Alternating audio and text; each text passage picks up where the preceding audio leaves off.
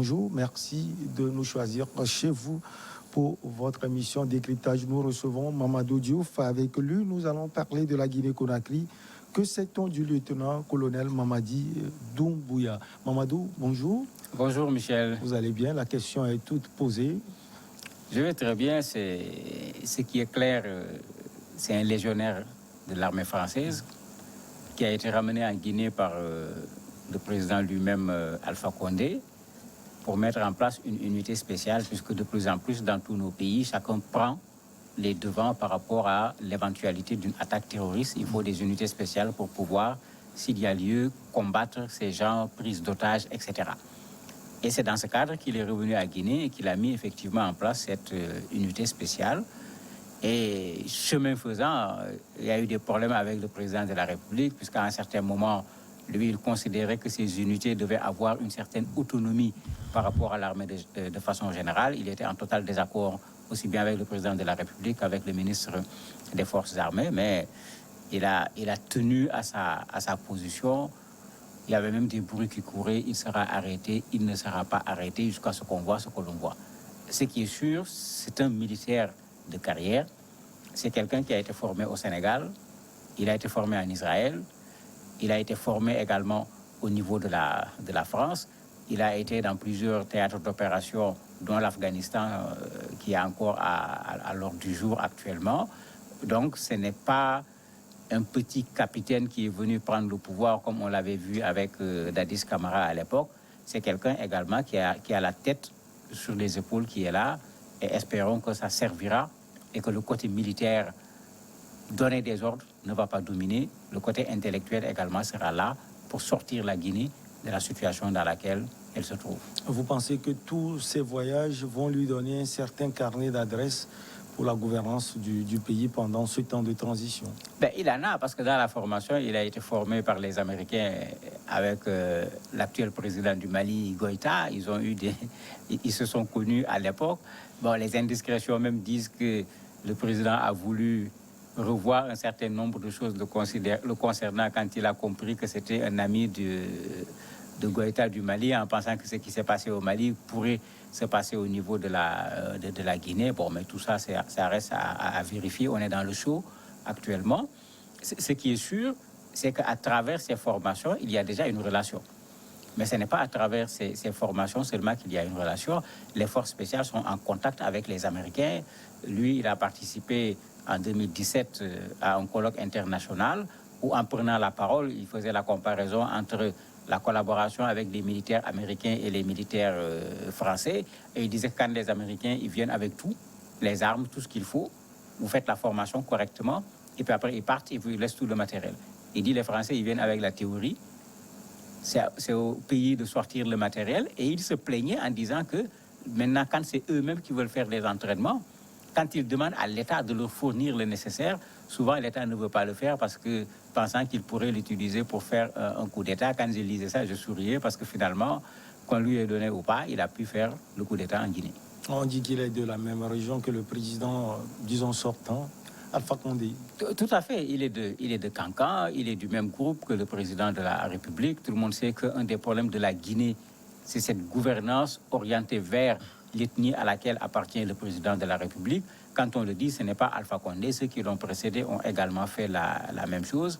Certains analystes vont jusqu'à parler pratiquement de stratégie ethnique. Ils parlent même d'ethnostratégie politique, pour utiliser l'expression qui est utilisée. Mais ça n'a pas marché, parce que s'il l'avait pris comme quelqu'un appartenant au même groupe, en pensant que c'est ça qui va le rassurer pour qu'il n'y ait pas de coup d'État, ça n'a pas marché. S'il avait installé les forces spéciales pour en faire comme on en voit dans beaucoup de pays, ceux qui vont pouvoir empêcher aux gens de faire les coups d'État, ça n'a également pas marché. Mais je crois que ça donne tout simplement à réflexion. Le problème n'est pas dans l'homme, le problème n'est pas dans l'armée, le problème n'est pas dans les forces qu'on met en place. Le problème, c'est que quand un pays n'est pas gouverné, ou bien comme il le dit lui-même, quand un pays est gouverné dans la médiocrité, mais ça met des idées dans la tête de tous ceux qui peuvent arrêter cette gouvernance. Certains le soupçonnent d'avoir aussi des contacts avec Assimi Goïta. C'est pas soupçon.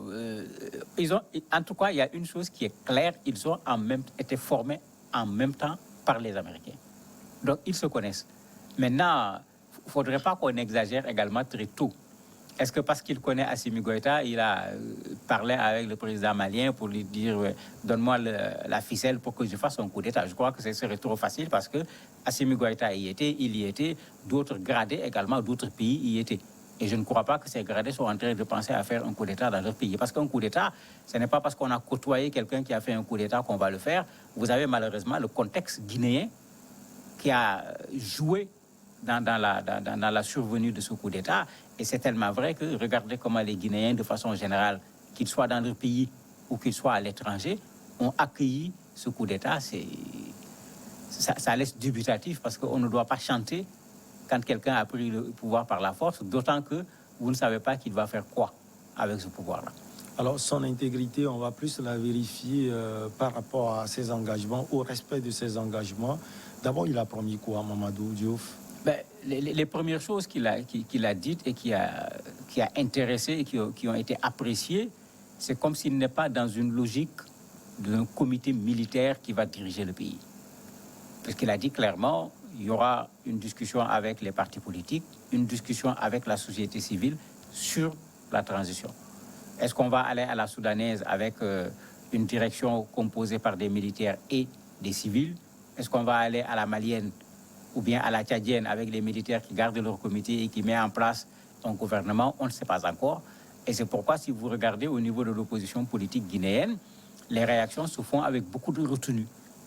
Pas seulement par rapport à l'homme, mais pour savoir qu'est-ce que l'homme va faire d'abord, pour pouvoir dire clairement est-ce qu'on va travailler avec lui ou bien malheureusement il faut continuer à s'opposer encore parce qu'on a changé d'homme, mais les mêmes problèmes demeurent. Des nouvelles de l'ancien président Alpha Condé?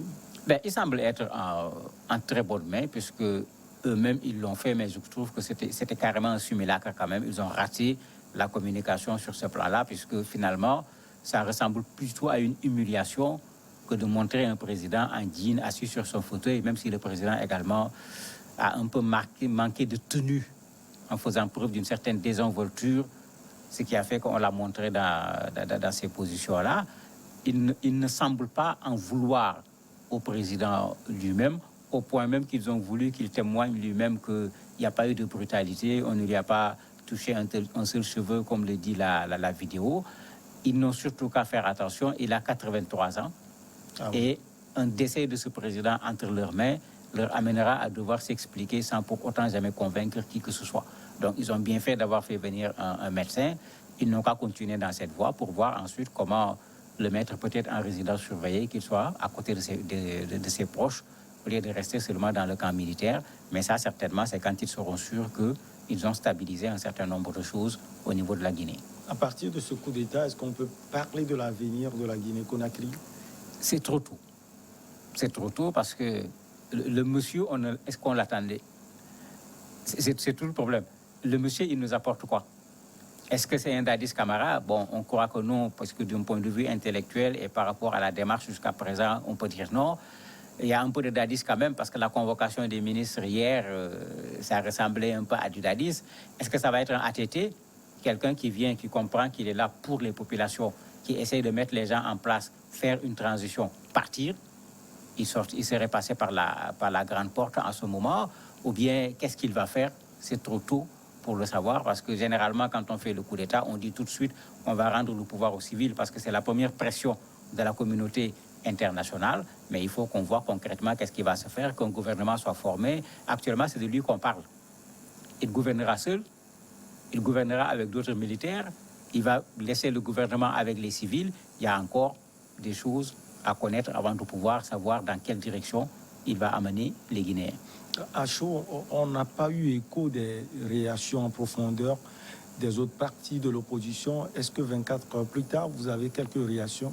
Oui, les partis politiques réagissent de plus en plus, mais tout en restant sur leur garde.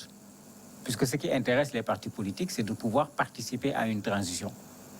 Aller dans le sens d'organiser des élections, puisque eux, ils sont candidats, ils l'ont été, ils ont toujours contesté d'ailleurs même la victoire d'Alpha Condé depuis son deuxième mandat, pas seulement avec le troisième mandat. Comment y parvenir? Ça va être ça leur problème.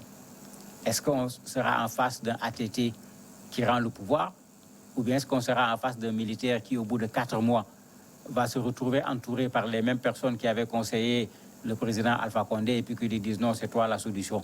Il n'y a pas de solution ici si ce n'est toi, et qu'il veuille continuer avec la Guinée. Mais une bonne opposition ne vient pas mettre la corde au cou et puis donner à quelqu'un qui a fait un coup d'État. Elle prend ses précautions pour pouvoir rester dans sa posture en tant qu'opposition, mais veiller également à ce qu'un changement d'homme ne vienne pas prendre la place de ce que les gens attendent.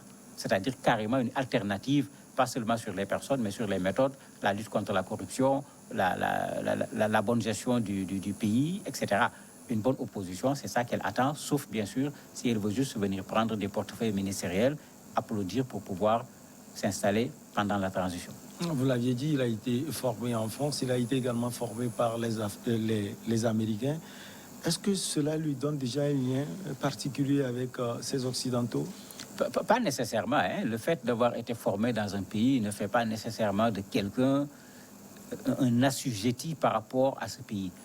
Et il faut qu'on évite ce qu'on a susurré au Mali. Il ne faut pas que nos militaires soient regardés sur la base de quel pays les a formés. Comme si, quand des militaires ont été formés par la France, pour la Guinée, on doit les opposer à des militaires qui ont été formés par les États-Unis pour la Guinée et par des militaires qui ont été formés par la Russie pour la Guinée. Mais ces militaires, leur loyauté, c'est envers qui? Mais c'est envers la Guinée. Ce n'est ni la France, ni la Russie, ni les États-Unis. Donc, il ne faut pas qu'on en fasse nécessairement un problème, bien que par moment, il y a des accointances qui amènent les gens à s'interroger sur cette question-là. Mais je crois qu'on est dans des républiques. Il faut qu'on sache que quand le militaire est envoyé pour aller se faire former dans un pays, c'est parce que les conditions ne sont pas réunies au plan national.